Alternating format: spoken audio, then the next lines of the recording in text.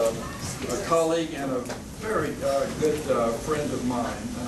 He came into Houston and served on the staff as a chaplain at the Methodist Hospital in the Medical Center. Learned all he could from Bob Kidd. And was That took about 5 minutes. About 5 minutes. He wasn't in downtown very long, and then he is now the director of the department at Methodist Sugar Land, and has taken a real leadership role in the integration of chaplaincy and trying to deal with patient satisfaction and integration with nursing staff. And so it's a pleasure to welcome Bill. Thanks, Steve, very much. Well, good afternoon. It's good to be with you. I'm going to give you a little background that informs a bit of where I'll be coming from this afternoon. As Steve said, my wife Ann and I moved here about a little over 10 years ago from Waterloo, Iowa. There really is a Waterloo, Iowa. And we've not had to shovel snow once since we got here for something we're ecstatic. We're here to stay. I started out at the Med Center campus and was there just a little under 5 years. And then a little over 5 years ago, went out to Methodist Sugar Land. And let me talk about Methodist Sugar Land and give you a sense of the environment that we're talking about. When I went there a little over 5 years ago, the hospital had been in Sugar Land about 8 years. I was the fourth chaplain in that 8-year period of time. And so right away I was a little nervous. I thought, what do they do to the chaplains? That makes them leave so quickly. I arrived, and basically a one-person department. I walked in and went to Human Resources and sat around a while. Finally, the director of HR called me in, and he said, well, here's your pager. I said, thank you. And there was silence. And he said, I guess you know what to do, don't you? And I said, well, I hope so. I think so. He said, okay, well, good luck. Welcome to Methodist Sugar. Good luck. So I walked out, found the office. It was locked. I had to get security to come and figure out how to open the door to the office. And that was the beginning. That's kind of how I started there. Now, just to give you another sense, okay, we heard about faith-based institutions. We heard about, how chaplaincy may be different in faith-based institutions. Well, okay, at that point in time, the new building that we now enjoy was on the drawing. The architect had it. In fact, the bus had left on any changes. The building had not been built, but there were going to be no more changes. So I was all excited, and I remember we were looking at the plans one day. I said, well, tell me, where's the chapel?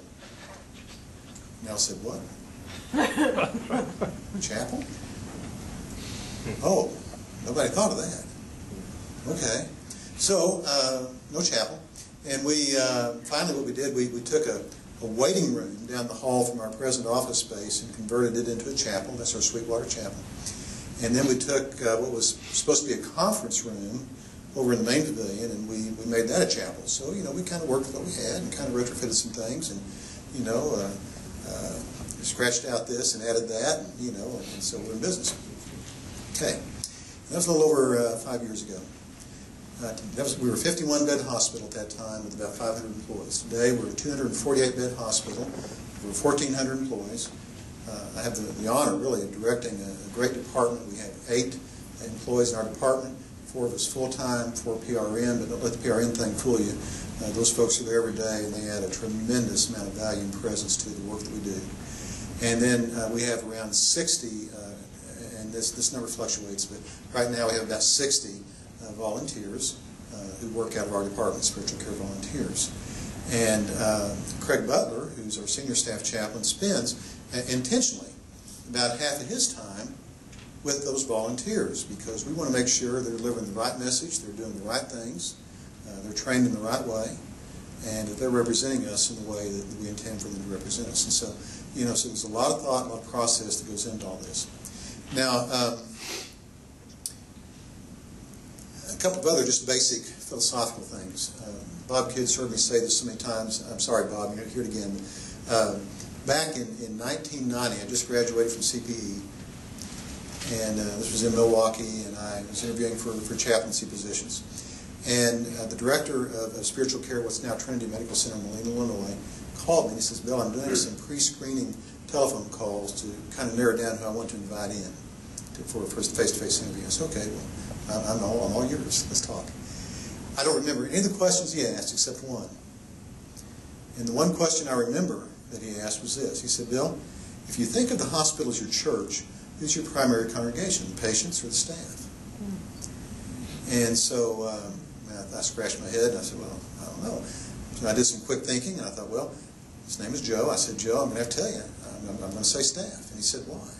He said, two reasons. One, patients come and go. I'm not saying patients aren't important. They are, but they come and go. Staff are here every day. They don't leave, for the most part. And so, it seems important to me as a chaplain to support the staff, to be available to them to provide what they need to do their job well. And then that's the second reason. I believe if I'm providing the right kind of ministry and the right kind of support staff, then by default, I'm providing support to the patients. That's going to trickle on through. Now, that philosophy has been solid with me from that day forward. And that's the way we do it at Methodist Sugar Land Hospital. And you may agree or not agree, but that's the way we do it. And it works. I can tell you that, and I say this, I don't want you to take it the wrong way, but the fact is that everyone on our staff believes that spiritual care at Methodist Sugar Land Hospital is vital to the success of our organization. I have to tell you, the CEO didn't come and tell us that. Corporate did not tell us that. Nobody told us that. We had to figure that out for ourselves. And so we approach every day that way. And you know what? If we believe it, guess what?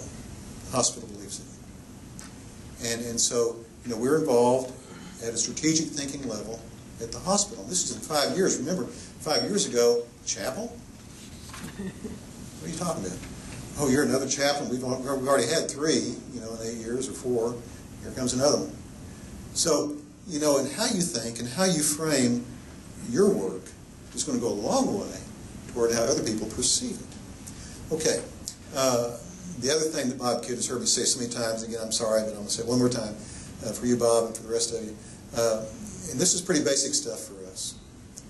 But we have 2 basic questions that drive our work every day, and here they are. Number 1, how can our department further engage the hospital today at every level?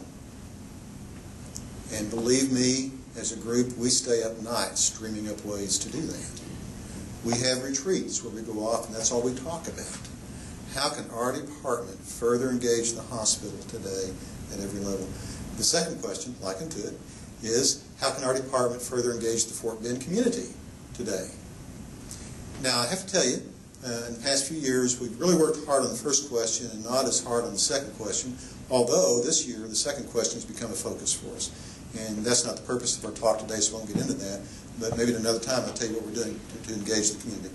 But today we're focused on engaging the hospital. How do we engage the hospital? And so that drives everything we do. If what we do doesn't fit within one of those 2 questions, then why are we doing it? It's kind of how we go about our business. So anyway, that's some of the background stuff. Now, we're here to talk about HCAHPS a little bit. And I gave you the HCAHPS survey questions. Okay? And I don't know if you've had much time to ponder these or review them or look at them. One of the things that I believe is that every employee at Methodist Sugar Land Hospital needs to be an HCAHPS expert. I mean, every employee. I think the chaplain needs to be an HCAHPS expert. The nurse needs to be an HCAHPS expert. Environmental services, food services, everybody. When you look down through here, there's a powerful question in there about my bathrooms were kept clean. That's a pretty big deal, for folks. And so, yeah, environmental services needs to be on that discussion. And so we all do. Now, we've heard some talk about Press-Ganey, and we've heard a little talk about HCAHPS, and I want to hit this from a little different angle. Now, Press-Ganey measures, as we know, patient satisfaction. That's pretty much what we're after with Press-Ganey. HCAHPS comes at it from a little different angle, and you may not have thought of it in this way, but it's important that we understand it. HCAHPS, true, it measures patient satisfaction, but the real deal on HCAHPS is consistency. Consistency. So, for example, at Methodist Sugar Land Hospital, our Press-Ganeys are pretty high. People, really want to come to our hospital. Our HCAHPS scores are up and down like a roller coaster. Up and down like a roller coaster. Why is that so? Well, the reason is some of the time we're offering good care and some of the time we're not. And that's what the HCAHPS shows, the inconsistency of our good care. So even in spite of that, people still want to come to our hospital. Imagine what it would be if we could get the HCAHPS thing straightened out and we're consistent. Because what it boils down to, on the survey, the respondent is asked, for example, how often did nurses listen carefully to you? For example, the second one there under the first block. Well, the only thing that counts is always. That's the only thing you get credit for. Now, they've got some other options, like never and some of the time or most of the time, but the only thing that counts in terms of what Pinky was talking about in our first speaker, with reimbursement, is always. If you don't make always, forget it. You're going to suffer on your reimbursement. So we approach this from a couple of standpoints. One, this affects reimbursement, and so if we're invested in the success of our hospital, then we're invested in this thing.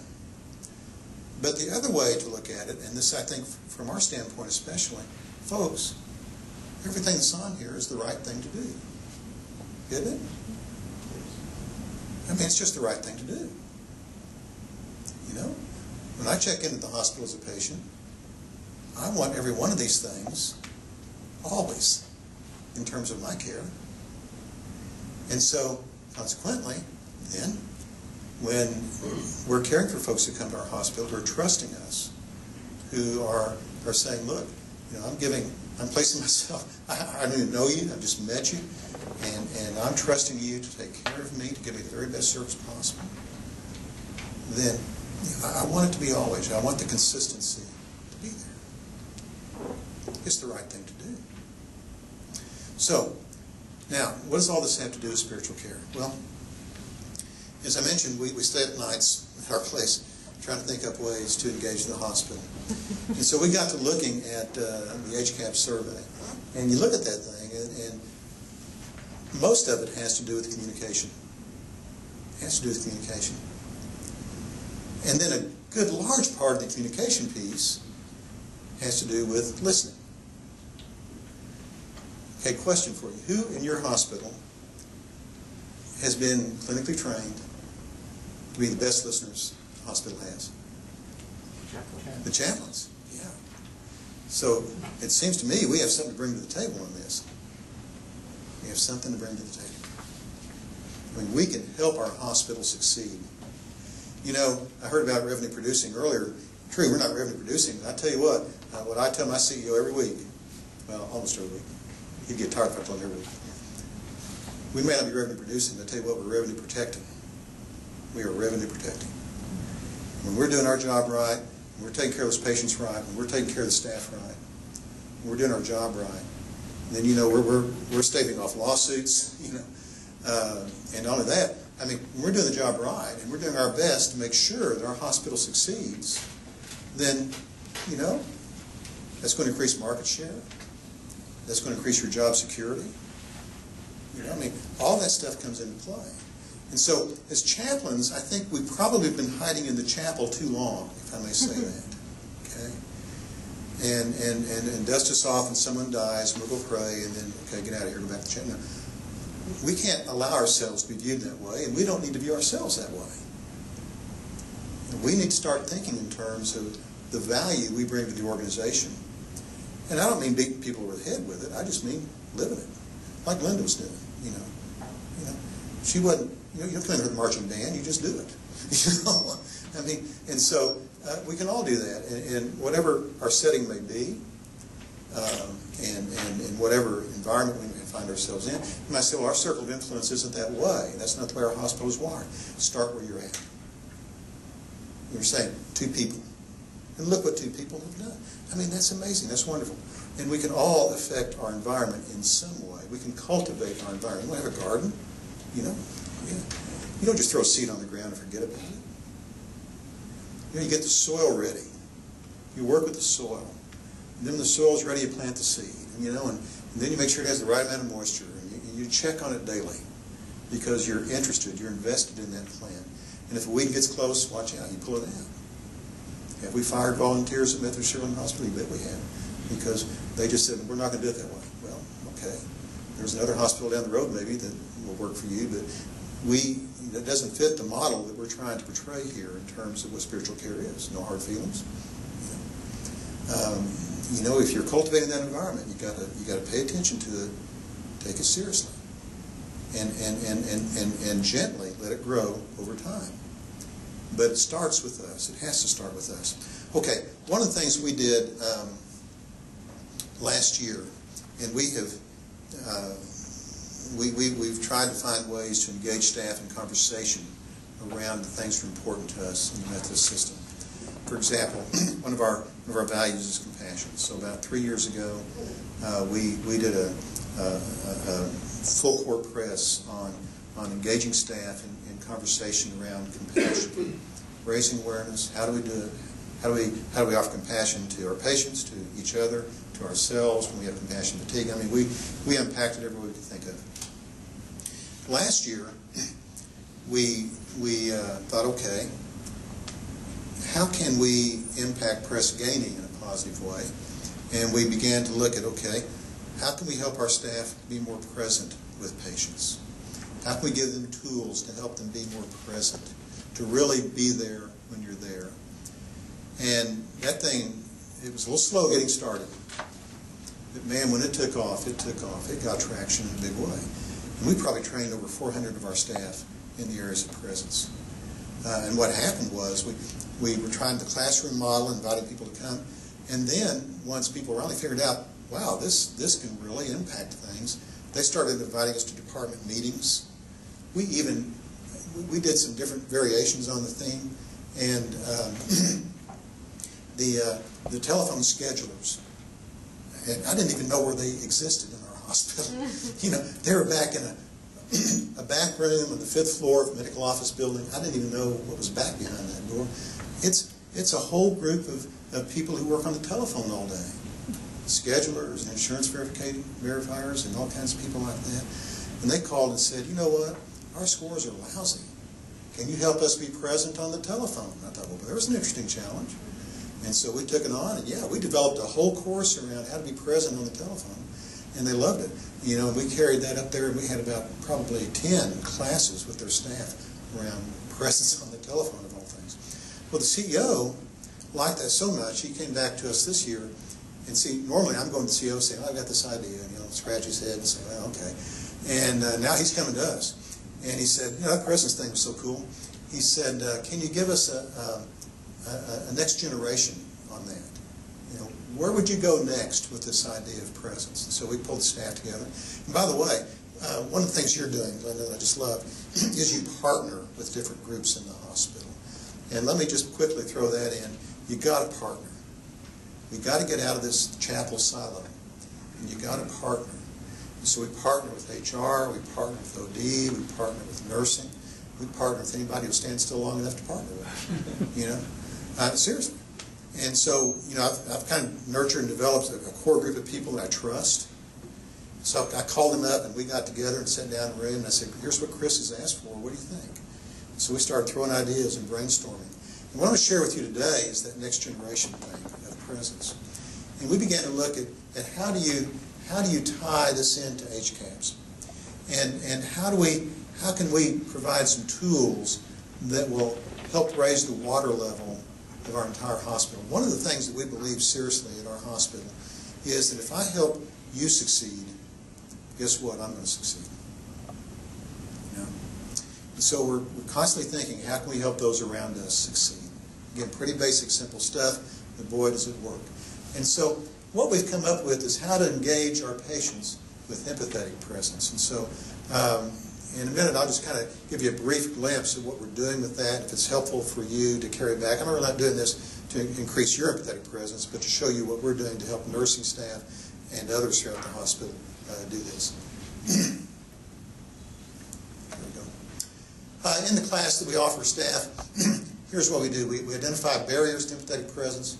We explore prerequisites to empathetic presence, what has to be in place, what gets in the way, what has to be in place.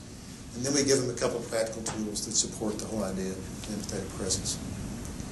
Oh, goodness.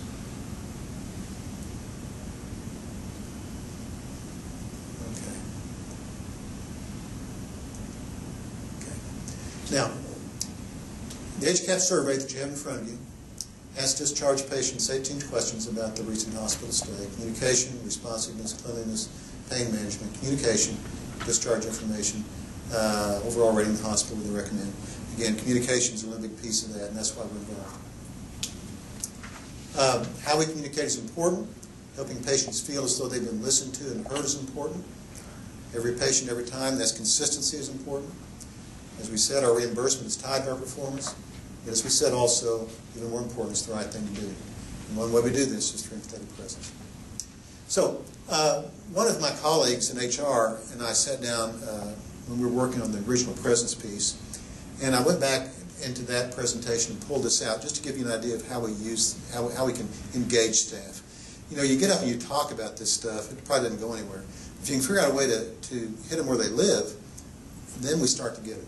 So we went back to the Press-Ganey surveys, and we began to explore all of the comments, the actual verbatim comments that patients were making about their care. And so back in 2010, during the period from April 1 to May 31, there were 800 negative comments. Now, to be sure, there were a lot more positive comments than that, but we wanted to make a point, and we said, you know, there's 800 negative comments. 800 people were not happy really with the care they received in our hospital.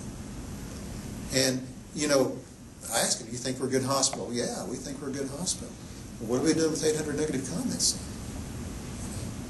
So again, there's an accountability piece. We want to put that in a positive and meaningful way to get people to thinking about, okay, it's one thing to say we're a good hospital, but here's what people are saying about us, that it's not good. Well, we thought maybe that was a fluke. So we went back and we looked at October 15 to November 15, same thing. About 800 negative comments, and they all sounded just alike. So I'm going to show you a sample of what some of these comments were. Here's what some of these negative comments were about our care. You know, it wasn't a lot of help to let you know what would be happening until it happened. I'm just sitting there, and you come and you do something, you don't tell me what's happening, you just do it to me. Appointment was at 2, I was still sitting there at 4, had to ask why the other patient went first. Now, in all fairness, if that was radiology, you know, I mean, if you're there for an MRI, it's going to take a little longer than maybe the patient next to you who's there for an x-ray. But unless someone comes out and talks to you about that, you don't know. You don't know. The nurse was rude, appeared to not want to be bothered. Ouch. Staff at the registration desk on the cell phone with a personal call with hand motions indicated what I should do. This is the hospital where I work. You know? Okay. The receptionist was impatient and rude. I felt rushed during the visit. The nurse was rude and made personal comments regarding the patient's occupation. That's a hard one to get around, isn't it? I can't say anything to excuse that. Tried to placate me by giving me a coupon for coffee or a donut. Okay, well, yeah. We had one case where a lady was very, very unhappy with our care, and so to the staffs, I think it was the nurse, she felt so bad she went down to the gift shop and bought some flowers to give to the patient. The nurse got home, we'd left the IV in her arm. Flowers probably didn't mean much. I mean, we've got to do things the right way the first time. MRI tech did not communicate with me during the entire test, even though he knew I was apprehensive. The employee was angry and hated her job. Very unfriendly, no smile. Tech did not talk or guide me to the exit, seemed unconcerned. Wow. Can you imagine if you're an employee who works for this hospital and you're reading this is what patients are saying about the care we provide? How are you feeling right about now? You know, probably not that good. Yeah, not very, yeah, kind of small. Yeah. Okay. Do you think we're ready to listen at this point? Yeah. So they're ready to listen. And, you know, again, there were a lot of positive comments. But one of the questions I asked folks at this point is, do you think that the people that these patients had encountered had tried just a little bit to be present? Just to be present? That these comments might have looked different? Well, pretty much everybody gets that. Yeah. Pretty much everybody gets that. I was at TMH yesterday afternoon. Just when I was leaving from the meeting you and I were in, I encountered this family that looks lost. I said, can I help you find where you need to go? oh, we're trying to find NICU. I don't even, they're just stumbling. I don't know where to go, I said, well, come on, I'll show you. And I had to stop and think myself, but I'm okay, our fourth floor mates. So we got all around there. The elevator said, here we go. And they said, you know what? Everybody in this place is so friendly. And if you look lost, they help you. And I thought, yeah, well, I mean, we should be. I mean, that's what we ought to be doing, But at least they caught that. And so, I could have just walked on by. And other people who've been friendly to them could walk on by. But it's an opportunity. We need to be sensitive to those opportunities. So, in this class, we talk a minute about reviewing the power of presence. And that is, it's really being there when you're there. It's not about more time. But it's about using the time you have really, really well. It's about really being there when you're there.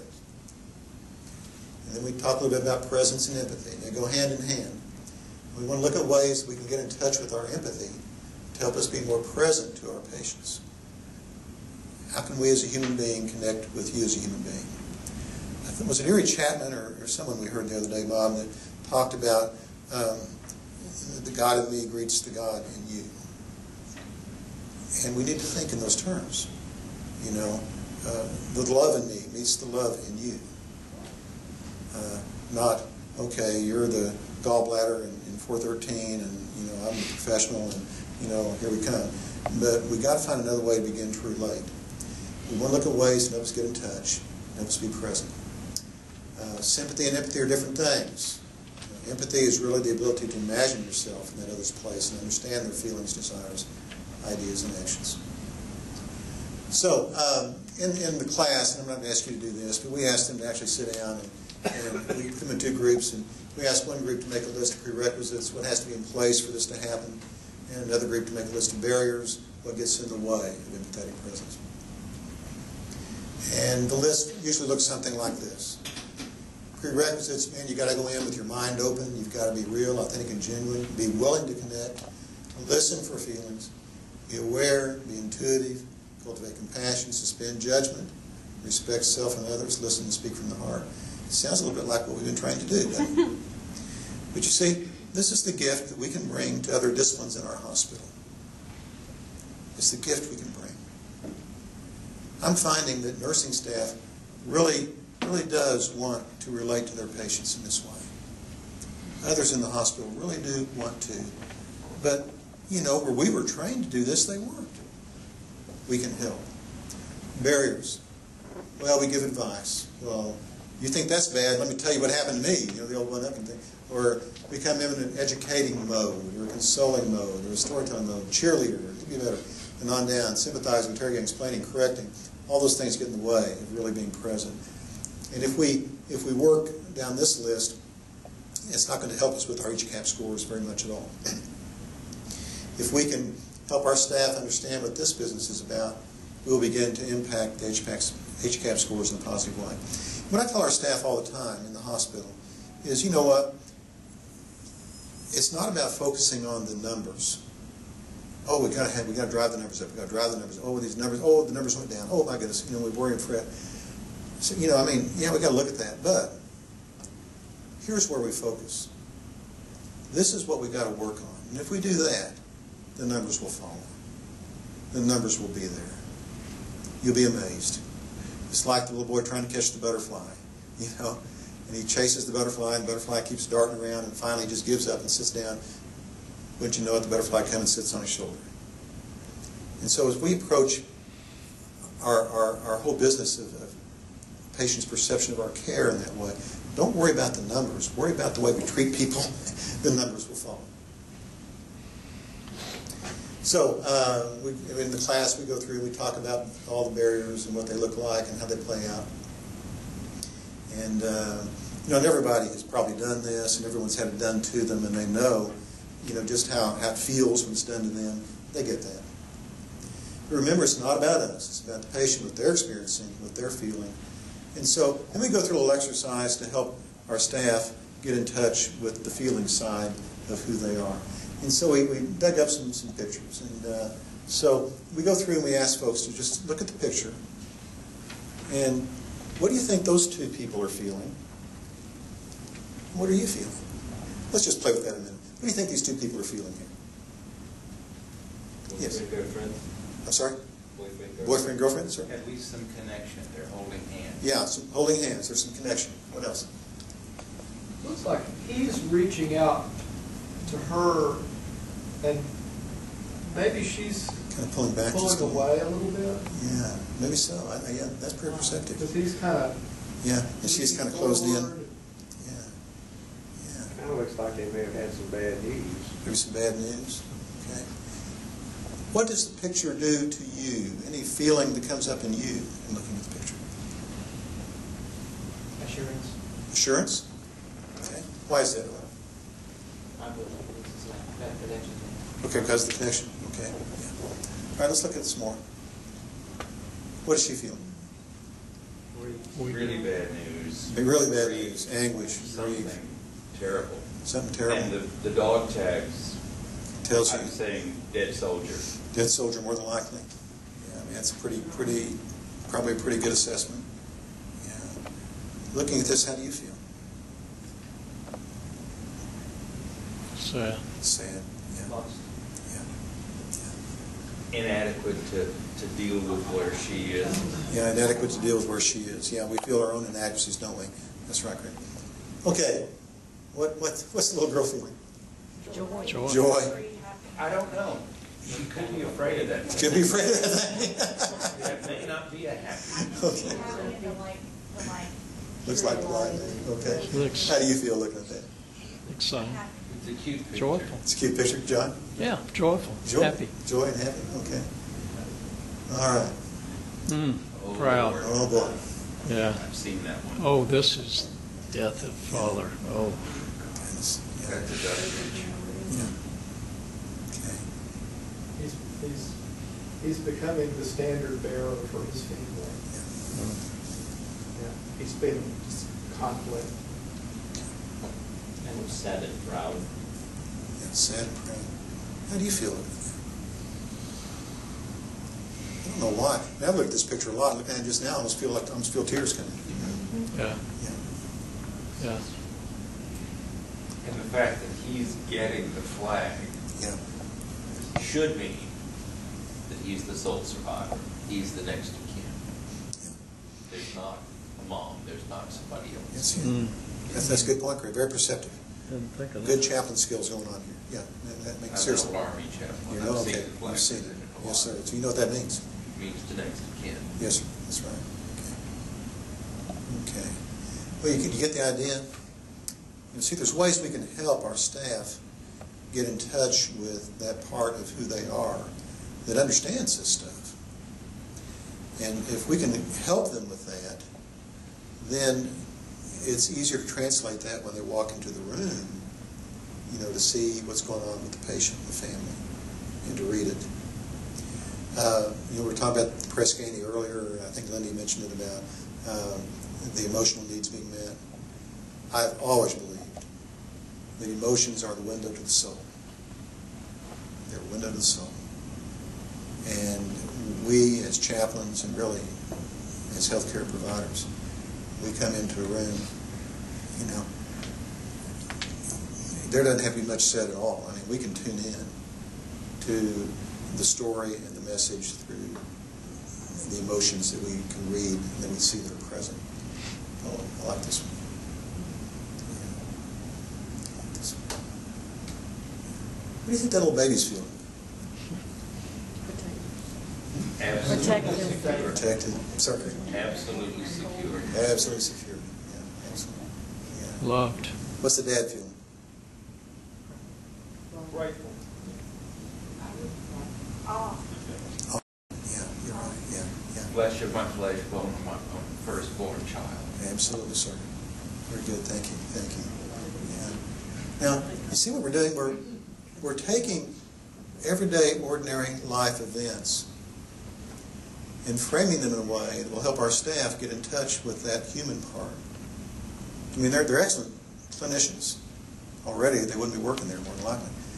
But if we're going to start impacting, driving this thing in the right direction, then, you know, we've got to start thinking and operating like this. And it's got to be more than just the chaplains. Okay? And again, this is where we can help. This is where we bring value to the hospital. So, and then from there, we just go, this was actually a situation I had, I just dug it out from the time when I was in CPE back in Milwaukee, back in the late 80s. Patient's family was all out of state. Patient's hospitalized, just received a life-threatening diagnosis.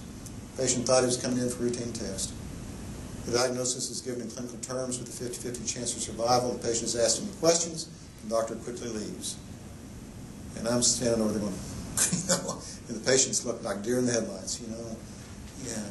So what might that patient be feeling? Now we're getting it down to, you see, everyday realities that our hospital staff are dealing with, and so we're helping them see it. What would empathetic presence look like in this situation?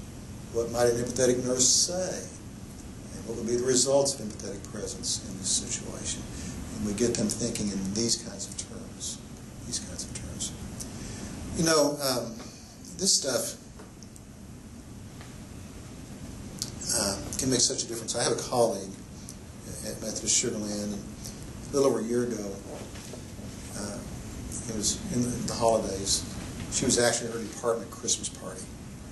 She got a phone call that her sister, who had been ill and taken to Conroe Hospital like several days before, was not doing well. And she was said, she was told, really it'd be good if you could come on to Conroe right now. She said, I'm on my way. So she gets in her car, she's heading for Conroe, she's talking to family the whole time. One thing she forgets to ask is where in Conroe Hospital is her sister. She gets there, it's after 5, and so all the business offices are closed. She walks in, she thinks, well, where could she be? And she thinks, well, maybe ICU would be a logical place to start. And now I've got to find the ICU, and so she's looking a little lost. Here comes a cleaning lady, pushing her cart. The cleaning lady says, can I help you find where you need to be? She says, well, my sister's here, I think maybe ICU, but I don't know where the ICU is, can you help me? And the cleaning lady says, sure. She said, if you don't mind my cart coming along, I'll take it. I said, come on, let's go. So the cleaning lady in the cart and my colleague friend, they're going down the hall, and they get on the elevator, they go up, the elevator doors open, and opens onto the ICU waiting room, and my friend sees her family over here, and so she immediately forgets about the cleaning woman and walks over to be with her family. Now, 3 days later, her sister died. But she tells me that, and of course, you know how it is. We've all been there. When you have a family member that's not well, maybe not going to live. You camp out there, you stay there, you live there. We've done it. We've seen other families do it. And she said every day during those 3 days, the cleaning lady would come up to the ICU. Gary, may I touch you on the shoulder, sir? Is that right? Sure. Okay. The cleaning lady would walk up, just kind of pat my friend on the shoulder, didn't say a word, kind of look at her and smile, walk away. Every day for 3 days until the sister died. The cleaning lady came up. What kind of impact do you think that had on my colleague friend? Huge. Absolutely. This is the cleaning lady. Didn't even say a word. Was she present? Oh boy. Was she empathetic? You betcha. And this is what we can help all of our staff begin to see and understand. Now, then we go through prerequisites. You got to empty your mind. You can't be prejudiced. All the preconceived ideas, we've got to get rid of them. At least set them aside. When we talk about stories, do you know what I mean? You know what I'm talking about? We make up stories about people sometimes. And it's insidious. I had a colleague a couple of years ago at the hospital who I just was very upset with. So I started making up some stories in my mind about why he was doing what he was doing. I couldn't have been more wrong. But the insidious thing about stories is the minute we create them, they just harden into fact, even though they're not.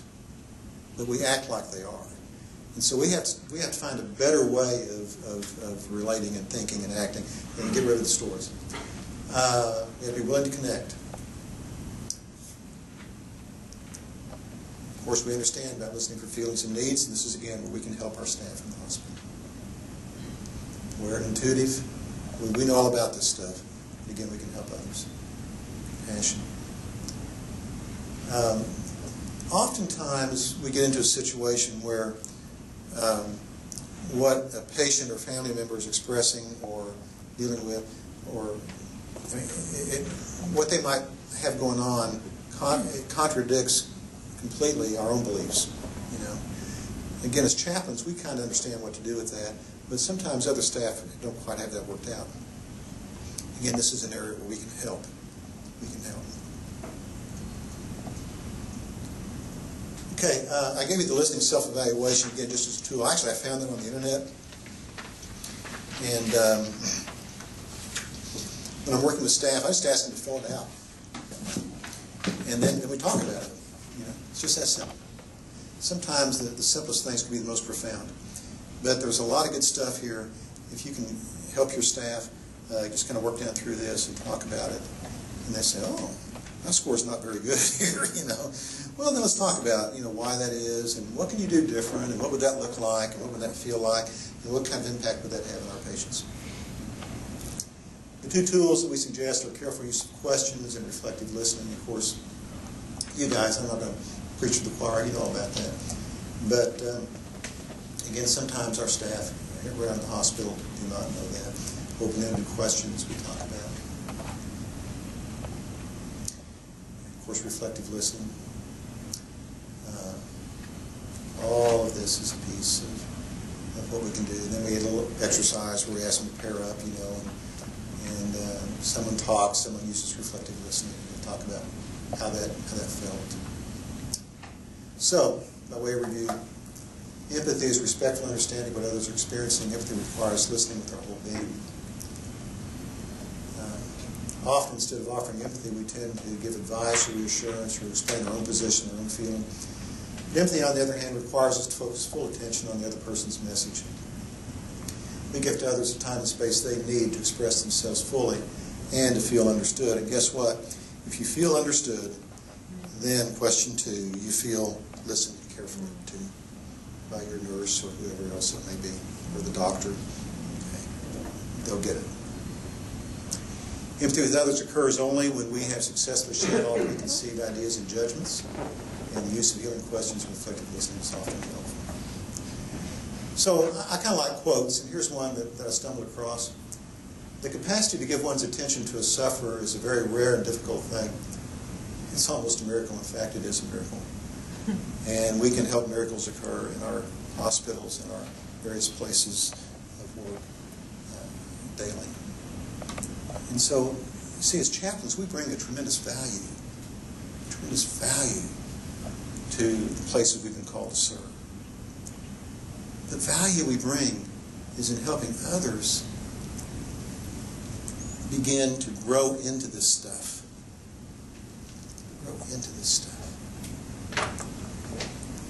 And HCAPS aside, it's the right thing to do. I mean, we have the opportunity to really help our institutions really become the places of healing that I know every blessed one of us wants them to be. Every nurse in your hospital wants to be that. I promise you the CEO wants it to be that. Everybody wants it to be that. We just don't always know how to get there. But, we can do that. Now, you might say, well, in our hospital, I don't know, Bill. OD's going to think I'm stepping on their toes if I come up with stuff like this. Well, don't start out, come in, ride a steamroller with this. First of all, build that relationship with OD. Build it. Get into a conversation. Share ideas. And you'll probably come up with something better than this. You come with your own thing, it's much better than this. And it's something you'll have created together with OD and HR, whoever else you're working with, or nursing. I promise you, we hardly do a thing without going to nursing. I've got Janet Leatherwood, our chief nursing officer, on speed dial, trust me. When we come up with some kind of wild and crazy idea, I want to run it by her first. I want her buy-in. I want her ideas. And she's not shy. She said, Bill, that's the dumbest idea I've ever heard. Forget it. Or she'll say, you got something here, Whatever she needs to say, I'm willing to listen to and hear. Anyway, questions or thoughts? Yes.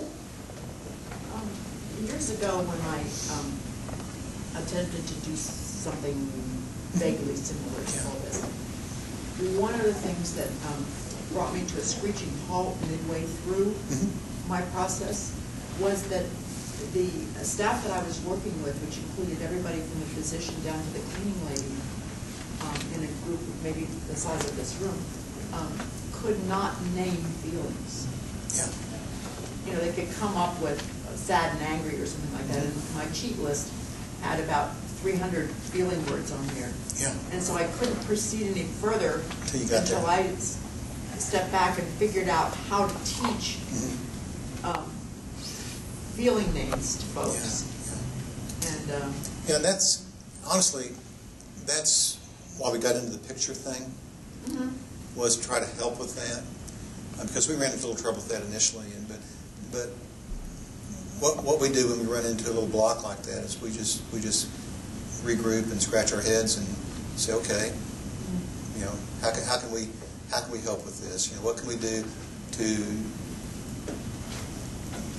to present what we're wanting to in a way that will help folks get in touch with that? And we tried a couple of ways that didn't do too good, but we found the picture thing really does help. well, I found a resource Yeah. called "How Are You Feeling Today?" Smiley faces. Oh, yeah. Yeah. Yeah. Yeah. I mean, whatever you can use, whatever you can do. Because you're right, this is a group of folks who probably aren't trained to think this way at all. No. But that doesn't mean they don't want to. It's just that they don't have to. Yeah. Yeah. Great. One of the things you said that is really important and a real struggle, it seems like in our system, is being fully present. Yes. Is not always equal to spending a lot of time. Right. Right. And the thing I hear from staff is that they are overworked and underappreciated, and they're running for call lights. And our hospital standard is they round on every patient every hour. Right. And if the nurse has 6 patients, that means rounding on those 6 patients every hour took the whole hour. Yeah, so what we try to do is help them understand this, that you're right, it's not about more time. I've had staff initially, they don't even say this anymore, say, no, I won't let them, but they did say initially, Bill, we're busy. We don't have time for this. What are you talking about? It's not about more time. It is not about more time. It is not about more time. It's about using the time you have in a different way. And so, one of the things that I try to help them understand is I'd rather you go in and spend 30 seconds connected with a patient than 5 minutes multitasking around a patient. So this means you're not adjusting the IV while you're talking to the patient. And how are you doing today? I mean, that's not how you do it. What we found, we went and we did a little study on this. I mean, I don't have anything written or codified, but I can give the idea. We found that if a nurse went in, for example, and spent 30 seconds really connected with the patient, just 30 seconds, and then we come back later and ask the patient, how long did that nurse spend with you? Invariably, they report it in minutes. You know, it's just like a time work thing, you know. But if you spend 5 minutes multitasking and not really focusing on it, you're probably going to agitate the patient, and they're not going to feel like we listen carefully to them. Yeah. Okay, finish up and go to Paul. Yeah. This is probably peculiar to our system, but we've gone to computer charting. And instead of the hospital spending the money like they had originally said they were going to do, to put a little keyboard in every room so that the nurse could just go to the keyboard and do it at the bedside, what we have are little rolling carts with the computer on it. And even driving the thing down the hall, the nurse is having to peer around the screen. And so when she goes in, the first thing that the patient sees is the cart. Yeah, yeah. And it's not peculiar to you guys, no. It's not. I promise you. To my, listening to what you're saying, Yeah. that's a barrier. It is a barrier. That's she's dealing with the machine, she's not dealing with me. Yeah, that's why you have to set the machine aside. And, but, I'm picking on you, Bob, I know. When I first arrived here 10 years ago, and I had a lot of questions, and I would go knock on Bob's door, and Bob would be sitting there typing on his computer. I said, Bob, get a minute, I got a question, man, I need some help. This is what Bob would do. I don't mean to embarrass you, Bob, but this is it. So Bob's sitting here typing with his computer. He'd say, sure, Bill. he would literally close the computer tray. He would physically turn his chair around and focus on me. Bob taught me an awful lot about this whole presence and connection and focus thing. And it was like, while I was asking my question and while he was listening, it's like we were the only two people in the world. And that's the way we have to do it. You know, we need to help our staff understand the value and the importance of that. Because again, HCAHPS, the question is, my nurse listened carefully to me. Yeah. And so, you're right, that's a barrier. And it's going to get in the way of feeling carefully listened to. Paul, what do you? I'm thinking about really all of this in terms of trust. The listening skills, the taking the few seconds it takes sometimes simply to focus on a person, it lends dignity to the person. Yes. It empowers them in an environment where they've had a lot of their power stripped away. And those things in themselves can contribute to the healing process. They sure can. You know, in ways that are probably hard to measure, but that are still nonetheless real. And they build trust. They build trust between the two people who are in the conversation. They also build trust between the patient and the institution and the rest of the healthcare team. Absolutely. Absolutely. And I also wanted to comment on something you said earlier about you considering yourself to be, you know, your ministry to the staff is as important as ministry to the patients. Again, that's a point that is sometimes lost. I mean, we're focused on patient care, and appropriately so. Appropriate, yes, I agree. But we also have a responsibility to the caregivers. I mean, as chaplains, we intuitively see that we have a responsibility to the family members. But sometimes it takes a little effort to get it about seeing the responsibility to the professionals who are giving care as well. Absolutely. Thank you, Paul. I appreciate that. Okay, I think my time's about up. I don't want to, Greg, what you got? Just your comment about who's your congregation. Right. Was so, because that's one of the things that's hard to get across to students, and sometimes it's hard to get across the board. I work for a director in the spiritual care department that violently disagreed with me on that point. And, some people have different ideas, But all I know is where we're at, it works. And, I think it's an idea worth considering, really. I work for a Catholic hospital in Illinois, and the priest who hired me, when I first started, he said, if you have to choose between spending time with the patient and spending time with the staff, spend your time with the staff. Right. They'll take care of the patient. That's right. I agree. Thank you, Greg, very much. What is your nurse retention rate? It's pretty high. I don't have the exact number, but it's pretty good. I mean, we lose nurses, but on the bell curve, we're probably on the better side of the curve. Yeah.